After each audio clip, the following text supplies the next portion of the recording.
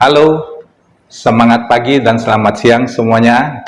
Jumpa lagi dengan saya, T. Luki Cuason di Jakarta.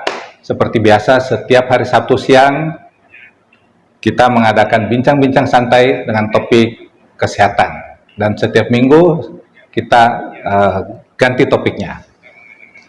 Khusus hari ini, kita akan membahas tentang batu ginjal.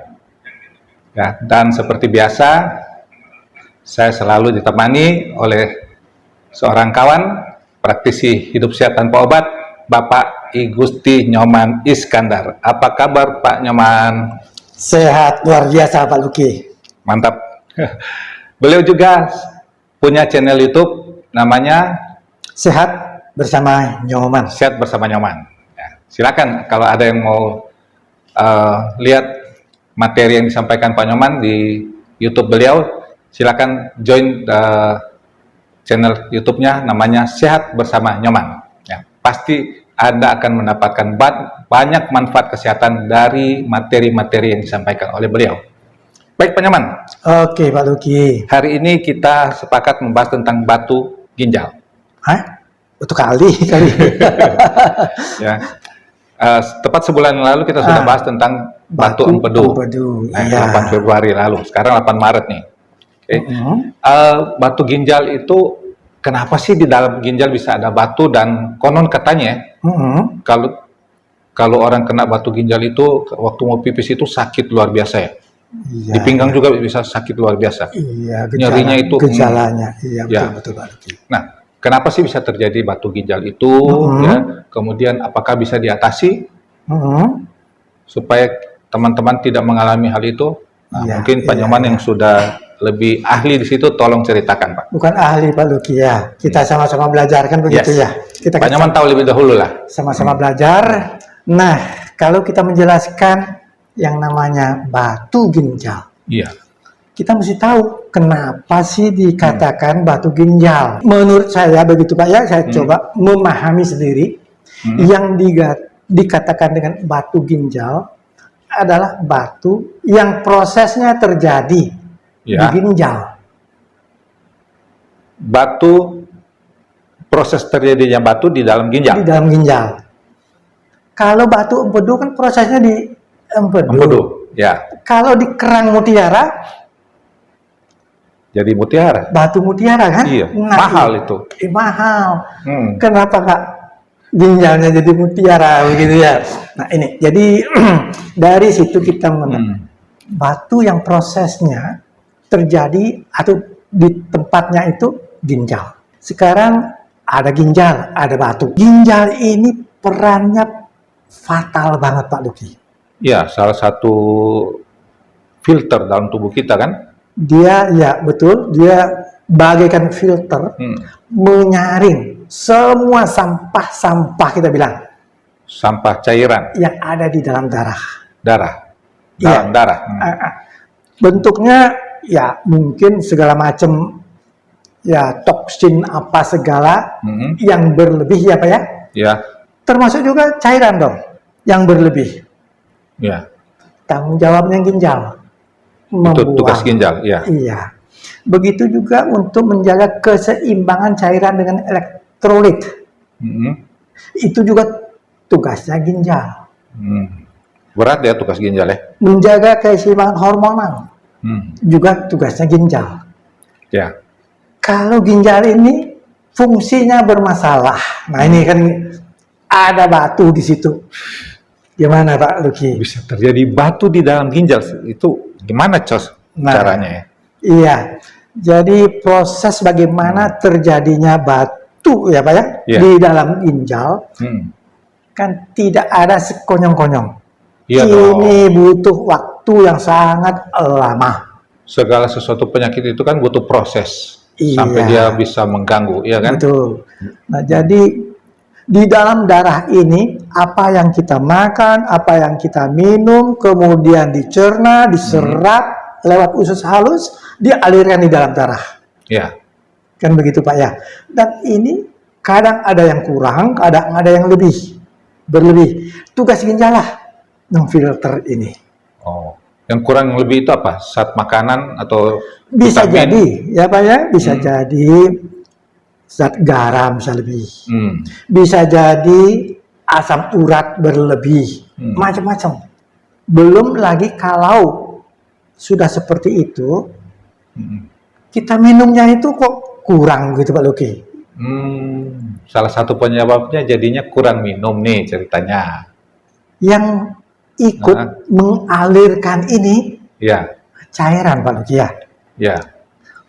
Jadi air atau minum yang kita minum ini pegang peran yang sangat penting untuk bisa membantu menghanyutkan. Nah, ketika kita kurang minum Pak Luki, Ya. otomatis yang kelebihan yang kita bilang sampah-sampah tadi itu banyak ngendap. Jadi nggak bisa dialirkan, dibuang, tapi dia mengendap di dalam ginjal. Iya. Nah, endapannya ini lama-lama kan ada proses ini. Begitu. Ya. Kemudian juga yang lewat Pak Luki. Karena tadinya kurang air, yang harus dilewatkan ini ya bisa nyumbat di saluran dari ginjal ke menuju kantung kemih. Nah, ini yang dibilang salurannya ini pipa ureter. Ureter. Iya. Ya.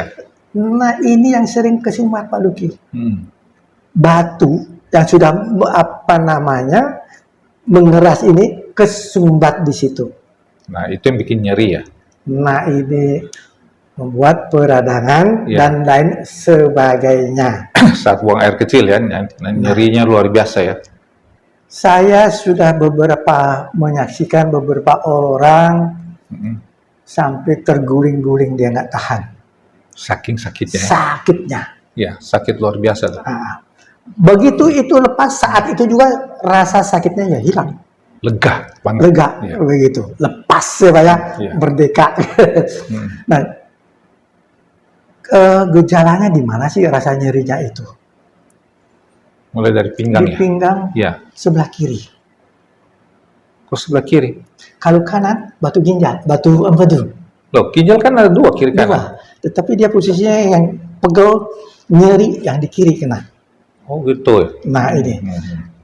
Kalau di kanan itu lebih condong kepada batu empedu.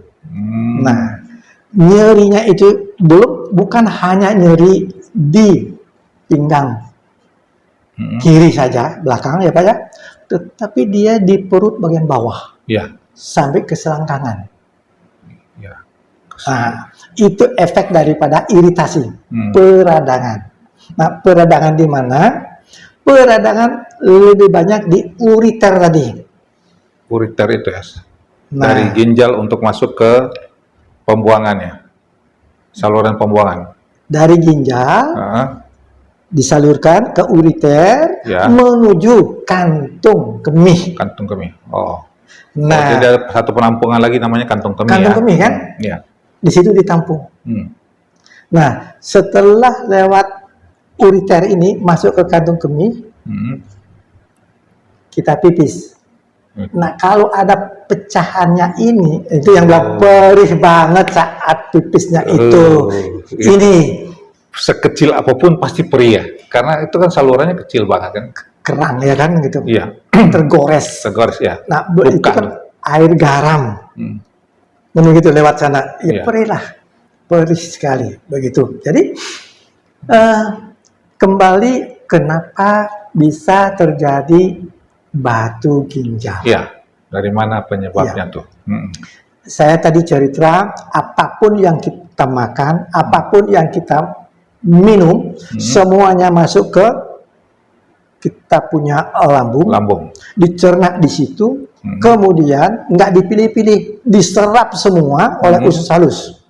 Oh, langsung ke usus halus ya? Iya, berarti untuk dialirkan ke dalam darah Pak ya? Iya. Berarti di dalam darah itu semua yang kita makan, minum apa semua, ya adalah di situ. Nah di sana itu kan banyak garam lah, apa segala, asam urat. Yang saya ceritakan, kalau tidak dibarengin pembuangannya diatasi dengan air yang cukup, maka itu perlahan-lahan akan mengendap. Ya, tapi mengendapnya juga butuh waktu yang sangat lama. Sangat lama, nggak ada yang instan. Iya. Yang maunya instan itu kesembuhan, maunya Pak Luki. Iya. Ya kan?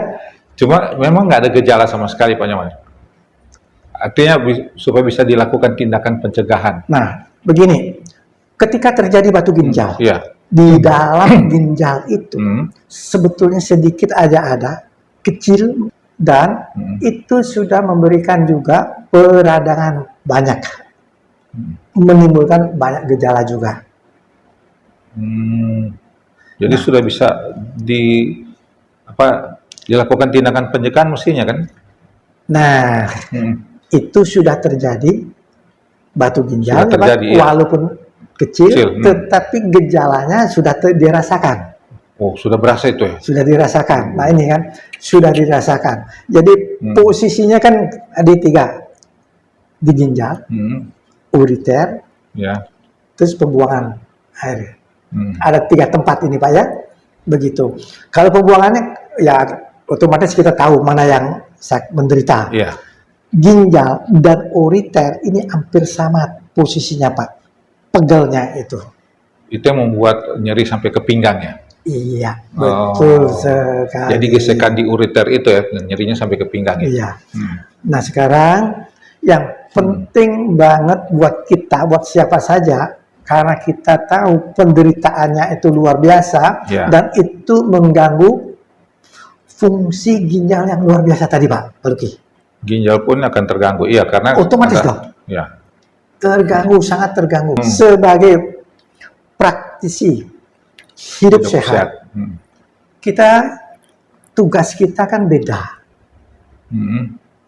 Jadi pendekatannya itu ada 4. 1 yang namanya promotif. 2 preventif. 3 kuratif. 4 rehabilitatif. Di mana posisi kita? Adalah yang pertama dan kedua. Jadi kita mempromosikan gaya hidup sehat kan? Benar. Jadi yang namanya promotif itu, apa yang kita lakukan sekarang ini, lewat seminar atau lewat gimana, itu mempromosikan, itu memperkenalkan, dan itu adalah proses penyadaran. Ya, karena banyak orang tahu sehat itu penting. Tapi banyak yang nggak sadar. Tunggu sakit dulu. Iya. Tunggu sakit dulu baru, oh iya bener ya, sehat itu penting gitu. Kapan pendekatan preventif ini? Ya. Yang langkah kedua ya, preventif. Iya. Dikatakan terjadi pendekatan preventif ketika terjadi tindakan. Tindakan apa? Pemeriksaan. Oh enggak, di dalam hal ini kan namanya pencegahan, bukan pemeriksaan. Ubah gaya hidup lah, kan begitu. Makannya, istirahatnya, dan lain sebagainya. Ini tindakan, jadi, ini pencegahan. Tindakan merubah gaya hidup menuju gaya hidup sehat. Benar sekali. Oke, paham saya. Jadi awalnya tugas kita di 2 ini. Memberikan penyadaran, nggak cukup sampai di situ. Sadar doang. Harus kita follow up sampai kepada tindakan. Gitu. Tetapi kalau sudah terjadi, ya Pak ya, masalah batu ginjal, gimana dia nggak tahan, gimana? Ya, itu sudah masuk tahap ketiga. Kita anjurkan kan begitu. Kita nggak bisa tanganin itu. Ya, kita itu sudah ranah medis. Ya, anjurkan ke dokter supaya diperiksakan bagaimana penanganannya. Ya. Kan begitu. Jadi itu sudah tahap ketiga, kuratif. Iya. Ya kan? Pertanyaannya tadi, gejalanya mulai dirasakan enggak? Kan begitu. Sudah dirasakan, tetapi kebanyakan orang abai. Karena belum terlalu sakit. Iya, belum terlalu sakit. Rasanya masih pegal-pegal kayak gitu. Aja. Ya udah, cuek aja ya. Rasa pegalnya ini bukan konsisten Pak. Bisa tiba-tiba. Sebentar hilang. Oh. Tiba-tiba. Ini problemnya. Kalau terus begitu kan, ya bisa dia gimana mengambil sikap kan begitu. Ini tiba-tiba, sebentar hilang. Hilang. Oh, jadi karena capek kali ya. Jadi orang cuek aja ya, gitu ya. Nah, begitu. Jadi kalau ada yang teman-teman sudah mulai merasakan kayak gitu, tiba-tiba nyeri di pinggang, terus hilang, jangan anggap remeh. Sebaiknya segera periksa ya. Periksakan. Ya. Iya. Kemana? Ya ke dokter lah. Ya, jadi, tentu. Ke ahli medis lah, ya kan? Emang dari suplemen nggak bisa? Nah, ada suplemen yang bisa mencegah batu ginjal, Pak. Nah itu. Jadi apa nggak bisa? Saya selalu katakan, suplemen apapun juga, yang namanya suplemen, food suplemen, makanan tambahan, nggak ada kerjanya secara langsung ke pencegahan batu ginjal itu. Iya. Ya. Jadi kalau misalnya sekarang ginjalnya yang rusak, Pak Luki, ya kan? Rusaknya kenapa? Karena sel-sel yang ada di sana, ruangnya itu diambil sama batu ginjal. Maka terjadi kerusakan kan? Iya. Nah, untuk membenahi ini harus perbaikan. Terjadi duplikasi sel. Nah, duplikasi sel ini kapan? Kan nggak bisa satu hari semuanya. Ya, fungsi sel. Ini yang perlu ada sebuah kesadaran buat kita semua. Sementara duplikasi sel ini terjadi setiap 16 sampai dengan 24 jam. 16. Ada waktunya, jangan dipaksakan gitu loh Pak Luki. Ini nggak mau dipahami gitu loh. Maunya gimana? Oh banyakin. Iya, waktunya duplikasi sel itu 16 sampai dengan 24 jam. Sudah ada jam kerjanya ya? Iya. Kalau sel mati diganti sel baru, itu yang duplikasi, bukan kan? Regenerasi itu sel. regenerasi. Kenapa dengan food supplement bisa diandalkan sebagai terapi? Tentu hanya dengan menambah dosis saja, tidak ada jalan lain lagi. Dosis suplemennya ditambah dan gaya hidup harus dirubah total. Betul, itu seperti itu. Jadi kalau yang kurang minum air ya minum airnya yang cukup lah, ya kan? Cukup, ya. Sorry kan sekarang lagi bulan puasa Pak, apakah itu bisa pengaruh Pak? Dengan bulan puasa ini, tadi kan kita cerita ya Pak ya, bulan puasa, apa yang masuk. Namanya bulan puasa nggak masuk ini, kecuali sahur, buka puasa yang masuk. Nah, di sinilah dia harus memperhatikan juga kecukupan minum ya. Kecukupan minumnya. Ya, jadi buat teman-teman muslim yang sedang melakukan ibadah puasa, ya tolong diperhatikan itu. Ya, kecukupan asupan cairan. Dan ini maksud cairan itu adalah air putih, bukan kopi, bukan sirup ya. Bukan teh. Bukan ya. Itu ya. Jadi air putih. Nggak boleh karena bulan puasa dijadikan sebagai alasan. Ya. Gimana? Justru aktivitas mesti seperti biasa, betul. Oleh karenanya, ketika bulan puasa ini, maka suplemen sangat dibutuhkan. Yes, sebagai penambah energi. Ya, daya tahan tubuh dan energi tubuh, betul. Iya, ini sangat diperlukan. Dan ini tidak akan mengganggu ke ginjal apabila air ini cukup. Kemarin saya baru posting di medsos saya Pak, kalimat ini.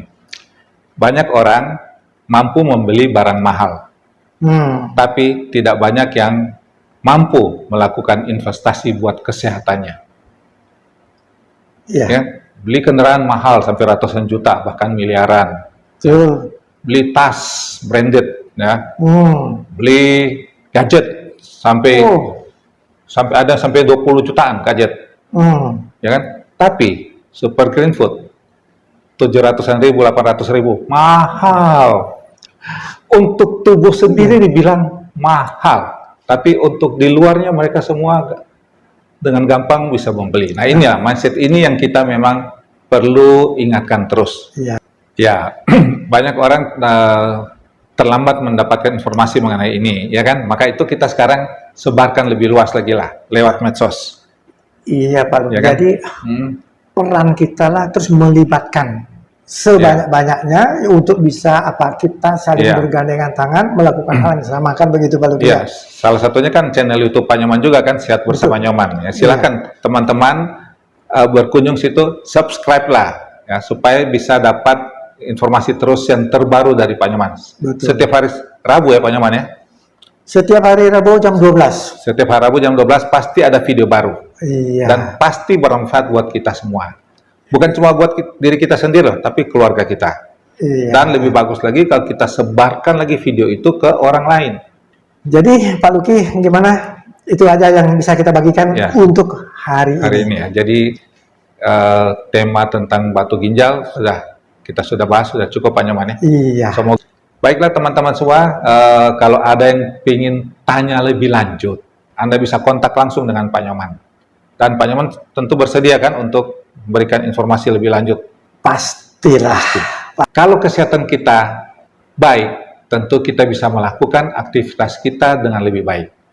Yes. Ya kan? Terutama buat teman-teman muslim yang sedang berpuasa sekarang, tentu juga sangat peduli kan jaga kesehatan. Supaya ibadah puasanya bisa lancar dan tuntas sampai pada hari kemenangan Idul Fitri. Semoga bisa demikian Bapak Ibu semua. Dan terima kasih atas semua perhatiannya. Terima kasih juga Pak Nyoman. Sama-sama. Sampai jumpa lagi Sabtu depan ya. Sabtu depan, iya. Kita akan kembali lagi Sabtu depan di jam yang sama. Oke, sampai jumpa.